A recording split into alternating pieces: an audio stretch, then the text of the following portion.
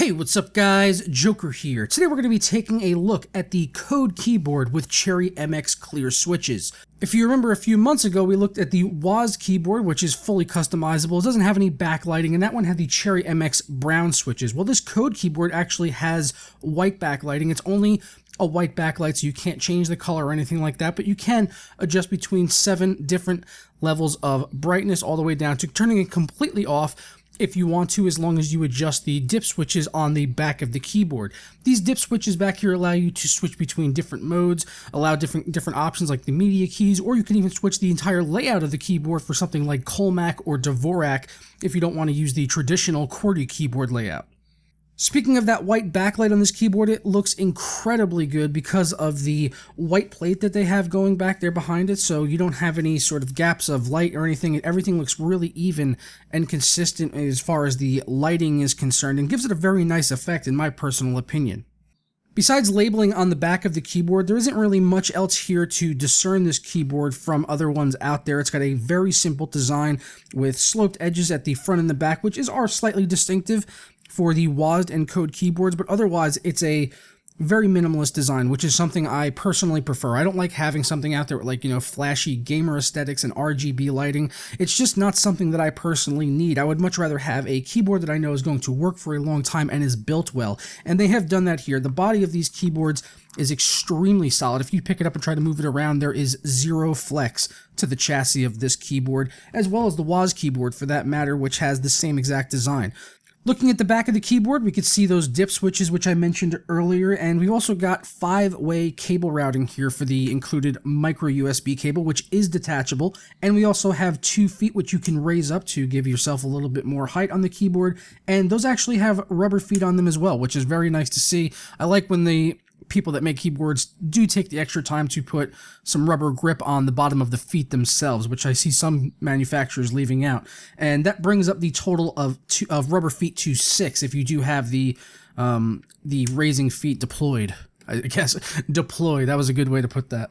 Now, I chose to go with the tenkeyless model, which I prefer to use for pretty much everything in gaming and all that stuff. I just don't need the numpad off to the right side because I don't use it enough, and that allows me to get my hand from my mouse over to the keyboard a little bit quicker, and I don't have to pass over that entire number row.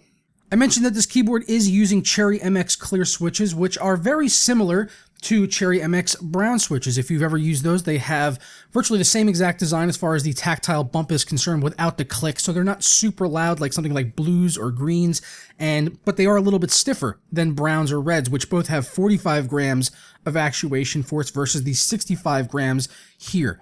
But the browns, like I said, those have a tactile bump. This has a tactile bump. Reds would be a linear switch, while blues and greens are clicky. So if you're not familiar with all those terms, it could be a lot to take in. But if you've ever used browns, the clears are like a much more stiffer and more pronounced brown, and personally, I actually really like them. Let me give you guys a quick sound test comparison between the browns and the clears.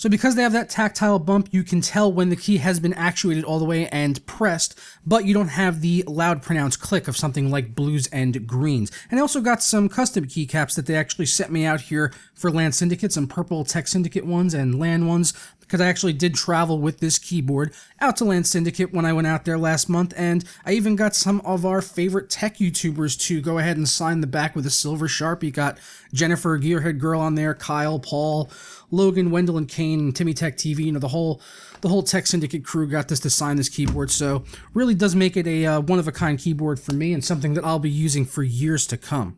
But I'm going to go ahead and get out of here now, guys. Be sure to check out the links down in the description below if you want to see where you could pick up the Code keyboard. I really don't have any complaints as far as these keyboards are concerned. They're really well built, and there's really nothing to complain about. I know this kind of sounds like just like a massive 5-minute advert, but honestly, I can't imagine anything to say bad about the WASD or the Code keyboards. They're made extremely well. They work.